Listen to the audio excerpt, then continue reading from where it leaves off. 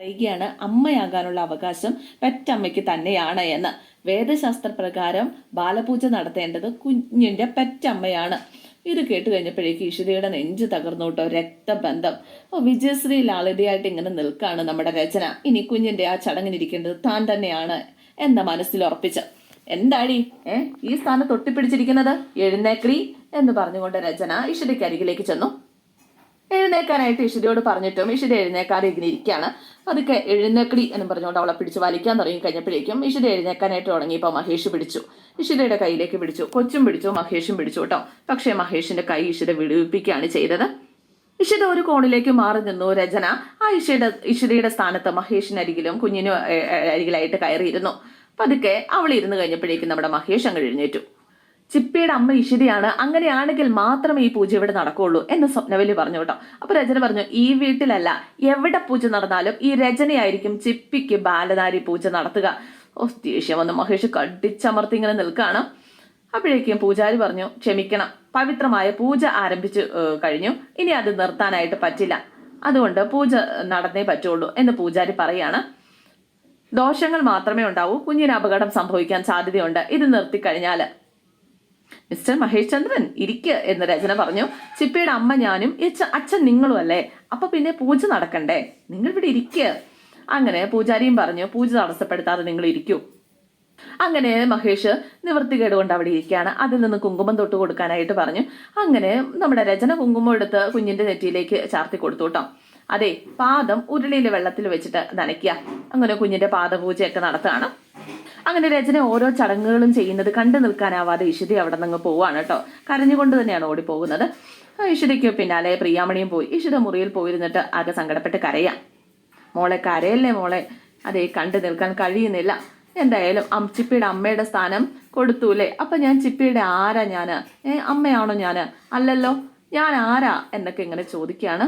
ചിപ്പിക്ക് നീ തന്നെയാണ് അമ്മ, അവള് വന്നാലും ചിപ്പിയെ അമ്മ എന്ന് വിളിക്കുന്നത് നിന്നെയല്ലേ, ചിപ്പിക്ക് രചന അമ്മയല്ല എന്നൊക്കെ ഇങ്ങനെ പറഞ്ഞുകൊണ്ട് ഇഷിതയെ സമാധാനിപ്പിക്കുക. അപ്പൊ പുറത്തു നിന്ന് നമ്മുടെ മഹേഷ് ഇതൊക്കെ കേൾക്കുക കേട്ടോ.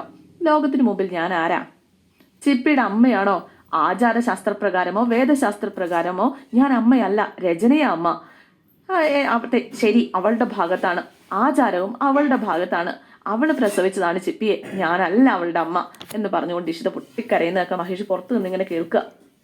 പൂജാ സദസ്സിന് മുമ്പില് അവര് അത് പറഞ്ഞില്ലേ, അമ്മയുടെ സ്ഥാനത്ത് നിന്ന് എന്നെ എഴുന്നേപ്പിച്ച് വിട്ടില്ലേ, ഞാനല്ലല്ലോ ചിപ്പിയുടെ അമ്മ, ചിപ്പിയുടെ അമ്മയായതിലും ഞാൻ പരിഹസിക്കപ്പെടുകയല്ലേ, അപ്പൊ ഇവിടെ ആരും അവളെ അംഗീകരിച്ചില്ലല്ലോ, എന്റെ മോള് തന്നെ ചിപ്പിയുടെ അമ്മ എന്ന് പ്രിയാമണി പറഞ്ഞപ്പോ എന്തുകൊണ്ടാ അമ്മ രചന ധൈര്യപൂർവ്വം കയറി വന്നത്? എന്തുകൊണ്ടാ അവൾ എതിർത്തത്? എന്തുകൊണ്ടാ പൂജാരി പോലും അവളുടെ ഒപ്പം നിന്നത്? ഒരു സ്ത്രീക്ക് ദൈവം കൊടുക്കുന്ന ഭാഗ്യം, ഒരു കുഞ്ഞിനെ ഗർഭം ധരിക്കാനുള്ള ഒരു കഴിവ് എനിക്കതില്ല എന്നൊക്കെ പറഞ്ഞിട്ട് ഇഷിത പൊട്ടിക്കരയാണ് കേട്ടോ. മഹേഷ് പുറത്തു നിന്നത് കേൾക്കാണ്. മഹേഷിനോ സങ്കടം വരാം. അതൊരു കുറവായിട്ട് എനിക്ക് തോന്നിയില്ല, പക്ഷെ ഇന്നെനിക്കത് തോന്നി. ഞാൻ അമ്മയുടെ സ്ഥാനത്ത് നിന്ന് എഴുന്നേറ്റപ്പോ ഈ പ്രപഞ്ചം നിലച്ചതുപോലെ എനിക്ക് തോന്നി എന്നൊക്കെ ഇഷിത ഇങ്ങനെ പറയാണ്. ഞാനും പ്രപഞ്ചത്തിന്റെ സൃഷ്ടി തന്നെ അല്ലേ, എല്ലാ ജീവജാലങ്ങൾക്കും ഉള്ള അവകാശമല്ലേ ഈ സൃഷ്ടി? അതെന്താ എനിക്ക് കിട്ടാതെ പോയത്? ദൈവം പോലും എന്നെ പരിഹസിക്കുന്നത് എന്താ? ദൈവം പോലും എന്നെ തള്ളിക്കളഞ്ഞു, ഭ്രഷ്ട് കൽപ്പിച്ച് എന്നെ കുടുംബത്തിൽ നിന്ന് പുറത്താക്കി എന്നൊക്കെ ഇങ്ങനെ പറയാണ്. എന്തായാലും മഹേഷിന്റെ കണ്ണുകൾ നിറഞ്ഞ് മഹേഷ് കണ്ണുകളൊക്കെ തുടച്ച് പുറത്തേക്ക് ഇറങ്ങാണ്. മഹേഷ് ഓർക്കുകയാണ് രചന ചെയ്ത ഓരോ കാര്യങ്ങളും, അവളെ എഴുന്നേപ്പിച്ച് വിട്ടതും ഒക്കെ. അപ്പൊ സ്വപ്നവല്ലി അങ്ങോട്ട് വന്നു കേട്ടോ. മോനെ, നീ എന്തുകൊണ്ടാ ഇപ്പൊ ഇത്രയും ദുഃഖം അനുഭവിക്കുന്നത് എന്ന് അമ്മയ്ക്ക് അറിയാം. നിന്റെ മനസ്സ് നിറയെ ഇഷിതയാണെന്നും എനിക്കറിയാം. നീ അത്രയധികം ഇഷിതയെ സ്നേഹിക്കുന്നുവെന്നും എനിക്കറിയാം. പൂജ തുടങ്ങിപ്പോയി, എന്ത് ചെയ്യാനാണ്? അവസാനിപ്പിക്കാതെ നിർത്താൻ കഴിയാത്തൊരവസ്ഥയിലായിപ്പോയി. പൂജാകർമ്മങ്ങൾ നടക്കുന്നതിനിടയിലല്ലേ അവള് വന്നത്, ഇല്ലെങ്കിൽ അവള് ജീവനോടെ ഇവിടുന്ന് പോവില്ലായിരുന്നു എന്നൊക്കെ സ്വപ്നവല്ലി ഇങ്ങനെ പറയാണ്. അപ്പൊ മഹേഷ് പറഞ്ഞു, ഇഷിതയെ ഞാൻ എന്തു പറഞ്ഞ് സമാധാനിപ്പിക്കണം?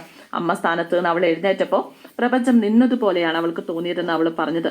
എനിക്ക് അവൾ ഇന്ന് ഭാര്യയാണ്, എൻ്റെ കുട്ടികളുടെ അമ്മയുമാണ്. വെറും ഒരു ഭാര്യ അല്ല അവൾ, എനിക്ക് സ്നേഹനിധിയായ ഒരു ഭാര്യയാണ്.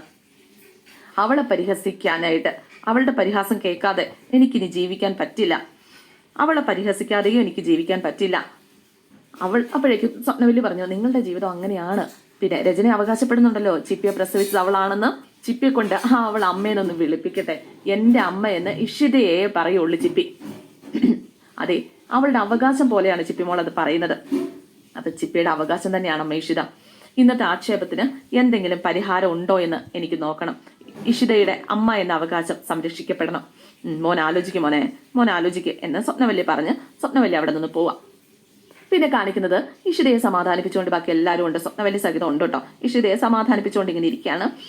മോളെ ഇങ്ങനെ സങ്കടപ്പെടല്ലേ, രചന വന്ന് എന്തെങ്കിലും കാട്ടിക്കൂട്ടിയതിന് നമ്മളിപ്പോൾ എന്ത് ചെയ്യാനാ, എന്ത് ചെയ്തിട്ട് എന്താ കാര്യം എന്നൊക്കെ പറയാണ്. പ്രിയാമണിയും പ്രഫുമാഷും എല്ലാം കേട്ടുകൊണ്ട് ഇങ്ങനെ നിൽപ്പുണ്ട് കേട്ടോ. പ്രിയാമണി പറഞ്ഞു, അമ്മയുടെ സ്ഥാനത്ത് നിന്ന് എഴുന്നേപ്പിച്ചില്ലേ, അതിലാണ് എൻ്റെ മോൾക്ക് സങ്കടം, അതിലാണ് ഒത്തിരി സങ്കടം. പ്രിയാമണി പറഞ്ഞു, മോളെ ചിപ്പി എന്നും നിന്റെ മോള് തന്നെയാ, അതിനിവിടെ ആരെങ്കിലും എതിർത്തിട്ടുണ്ടോ?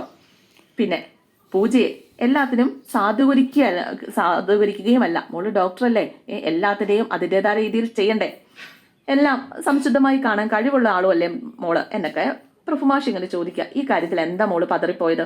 ചിപ്പി അമ്മേന്ന് വിളിക്കുന്നത് ആരെയാ? കണ്ണന്റെ അമ്മ യശോദയാണെന്ന് മോള് പറയാറില്ലേ, എന്താ അല്ലേ? ചിപ്പി മോളും ഇഷിതയെ കെട്ടിപ്പിടിക്കുക കേട്ടോ. എൻ്റെ അമ്മ ഇത് തന്നെയാ, ഞാനേ അമ്മയുടെ കൂടെയാ കേട്ടോ, സങ്കടപ്പെടലേ അമ്മേ എന്ന് പറഞ്ഞ് കൊച്ചു കെട്ടിപ്പിടിക്കുകയാണ്. പെട്ടെന്ന് ഇഷിത കണ്ണുകളൊക്കെ തുടച്ചു കേട്ടോ. അതെ, എല്ലാത്തിനും പരിഹാരം ഉണ്ടാകും. ഒരു പൂജ മുടങ്ങിയാൽ അതിന് പരിഹാരകർമ്മം ഉണ്ടാവുമല്ലോ, നമുക്ക് പണ്ഡിതന്മാരോട് ചോദിക്കാമല്ലോ. അപ്പോഴേക്കും മഹേഷ് അങ്ങോട്ടേക്ക് വരികയാണ് കേട്ടോ. മഹേഷ് ചിപ്പിയെ പതുക്കെ മാറ്റി നിർത്തി, ചിപ്പിയെ ഇഷിടിക്കരികിൽ നിന്ന് മാറ്റി നിർത്തി. എന്നിട്ട് ഇഷിടിയെയും കൈ പിടിച്ച് ചിപ്പിയും കൊണ്ട് പുറത്തേക്ക് പോവാണ്. എങ്ങോട്ടാണ് എന്ന് മനസ്സിലായില്ല കേട്ടോ. ഇതേ സമയം നമ്മൾ കാണിക്കുന്നത് ആകാശിനെയാണ് കേട്ടോ. ആകാശാണെങ്കിൽ എങ്ങനെയെങ്കിലും കമ്പനി പൊളിയാതിരിക്കാനുള്ള ഒരു തത്രപ്പാടിലാണ്. ഓരോരുത്തർ ഇങ്ങനെ വിളിക്കണം. ഓരോരുത്തർ വിളിച്ചിട്ട് ഷെയർ പിൻവലിക്കുക എന്ന് പറയുമ്പോൾ പേടിച്ചരണ്ടാണ് കേട്ടോ ഇവനിങ്ങനെ നിൽക്കുന്നത്. ഓരോരുത്തരെ കയ്യെ കാലെ പിടിക്കുകയാണ്. പോലീസിനെ വിളിച്ച് സഹായം ചോദിക്കുന്നുണ്ട്. 70 കോടി പോയി എൻ്റെ, എങ്ങനെയെങ്കിലും അവരെ കണ്ടെത്തി തരണം എന്നൊക്കെ ഇങ്ങനെ പറയുകയാണേ. രചന വന്നു കേട്ടോ. രചന വന്നു കഴിഞ്ഞപ്പോഴേക്കും ആകാശ് പറഞ്ഞു, ഞാൻ IG വിളിച്ചിട്ടുണ്ട്. രചന ഭയങ്കര സന്തോഷത്തിലാണ് കേട്ടോ കയറി വരുന്നത്. രചനയോട് പറഞ്ഞു, ഞാൻ IG വിളിച്ചു, 2 ദിവസത്തിനുള്ളിൽ റിയൽ എസ്റ്റേറ്റ് ഗ്രൂപ്പ് പിടിയിലാവുന്ന കേട്ടത്. അത് കഴിയുമ്പോൾ ഞാൻ പഴയ നിലയിലെത്തും. അല്ല, താൻ പോയിട്ടെന്താ ഈ ബാലപൂജ? അതെ, ഞാൻ മഹേഷിനെതിരെ തുടരെ ഗോൾ അടിച്ചു. ഇങ്ങോട്ടൊരു ഗോൾ പോലും അടിക്കാനായിട്ട് ഞാൻ സമ്മതിച്ചില്ല. ഞാൻ ചെല്ലുമ്പോഴേ പൂജ നടക്കുമായിരുന്നു. ഇഷിടിയെ ചിപ്പിയുടെ അമ്മയായിട്ട് അവിടെ ഇരുത്തിയായിരുന്നു പൂജ. അവൾ അമ്മയായിട്ട് ഇരിക്കുക. അതെ, ഞാൻ ചോദ്യം ചെയ്തു. സ്വപ്നവലിയൊക്കെ എൻ്റെ പുറത്ത് ചാടി വീണു. അവസാനം പൂജാരി കാര്യങ്ങൾ പറയട്ടെ എന്ന് പറഞ്ഞു. പൂജാരി പാദപൂജ എന്താണെന്ന് വിവരിച്ചു കൊടുത്തു. അവസാനം ഇഷിതയെ അവിടെ നിന്ന് എഴുന്നേൽപ്പിച്ചു. പെറ്റമ്മയ്ക്കാണ് സ്ഥാനം എന്ന് പറഞ്ഞു. എന്നിട്ട് നടന്ന കാര്യങ്ങളൊക്കെ ഇങ്ങനെ പറയാണ്. ഭയങ്കര ആസ്വദിച്ച് സന്തോഷത്തോടു കൂടിയാണ് ഓരോ കാര്യങ്ങളൊക്കെ പറയുന്നത്. എല്ലാം കേട്ട് ആകാശനും സന്തോഷമായിട്ടോ. ഗുഡ്, വെരി ഗുഡ് രചന, വെരി ഗുഡ്. അതെ, അവൾ അമ്മ സ്ഥാനത്ത് നിന്ന് എഴുന്നേൽക്കുന്നതൊന്ന് കാണേണ്ടതായിരുന്നു. കണ്ണുകളോടെ, ലജ്ജയോടെ. അത് ഞാൻ ശരിക്കും ആസ്വദിച്ചു. ഞാനിത് കേട്ടപ്പോൾ തന്നെ എൻ്റെ മനസ്സങ്ങട് നിറഞ്ഞു. പറ രചന, കേൾക്കാൻ നല്ല സുഖമുണ്ട്, നല്ല ഒരു ദുഃഖഗാനം കേൾക്കുന്നത് പോലെ. എന്നിട്ട് ഞാൻ അമ്മയുടെ സ്ഥാനത്തിരുന്നു. മഹേഷ് എൻ്റെ കൂടെ ഇരിക്കാതെ എഴുന്നേറ്റു. അവസാനം അയാൾക്കും അവിടെ ഇരിക്കേണ്ടി വന്നു. പൂജ മുടങ്ങിയ കുടുംബത്തിന് ദോഷമാകുമെന്ന് പൂജാരി പറഞ്ഞു. അവസാനം അയാൾ അവിടെ ഇരുന്നു പൂജ ചെയ്തു. ഞാനാണ് ചിപ്പിയുടെ അമ്മ എന്ന് മഹേഷിന്റെയും ഇഷിതയുടെയും കുടുംബത്തിന് മുന്നിൽ ഞാൻ അങ്ങോട്ട് സ്ഥാപിച്ചു. ക്ലൈമാക്സും അങ്ങനെയായി. അവൻ തോറ്റല്ലേ? Thank you dear, thank you എന്നൊക്കെ ഇങ്ങനെ പറയാണ്. അതൊക്കെ കഴിഞ്ഞപ്പോഴേക്കും നമ്മുടെ രചനയ്ക്കൊരു കോള് വരാണ് കേട്ടോ. പക്ഷെ കോളിൽ പറയുന്ന കാര്യങ്ങൾ കേട്ട് രചന ഒന്ന് അസ്വസ്ഥമായി. അപ്പൊ ആകാശ് ചോദിച്ചു, എന്താണോ എന്നിങ്ങനെ ചോദിച്ചു കഴിഞ്ഞപ്പോഴേക്കും രചന കാര്യം പറയാണ്. പക്ഷെ അതെന്താന്ന് കാണിക്കുന്നില്ല കേട്ടോ. ധൈര്യമായിട്ട് പോയിട്ട് വാ, ജയിച്ചു മടങ്ങണം. തന്റെ വിജയ വാർത്ത കേൾക്കാനായിട്ട് ഞാനിവിടെ കാത്തിരിക്കുക. എന്തായാലും എന്തോ ഒരു ട്രാപ്പ് ഒരുക്കി വെച്ചിട്ട് മഹേഷ് വിളിച്ചതാണെന്ന് തോന്നുന്നു. അങ്ങനെ രചന സന്തോഷത്തോടെ പോവാണ്. അങ്ങനെ നമ്മുടെ മഹേഷ് ഇഷിതയെ കൊണ്ടുവന്നത് ഒരു അമ്പലത്തിലേക്കാണ് കേട്ടോ. ആ വീട്ടിൽ വെച്ച് നടക്കുന്ന പൂജല അമ്പലത്തിൽ വെച്ച് കാര്യങ്ങളൊക്കെ നടക്കാൻ പോവുകയാണ്. നമ്മുടെ ഇഷിതയുടെ ദത്തുപുത്രിയായിട്ട് ഇഷിതയെ നമ്മുടെ ചിപ്പിമോളുടെ അമ്മയാക്കി മാറ്റാനുള്ള തീരുമാനത്തിലാണ് മഹേഷ്. അത് നേരിൽ കാണാനാണ് രചനയെ ക്ഷണിച്ചിരിക്കുന്നത്. പക്ഷെ അമ്പലത്തിൽ വന്ന് എന്താണെന്ന് മനസ്സിലാവാതെ അന്തം വിട്ട് ഇഷിത ഇങ്ങനെ നിൽക്കുകയാണ്. അപ്പൊ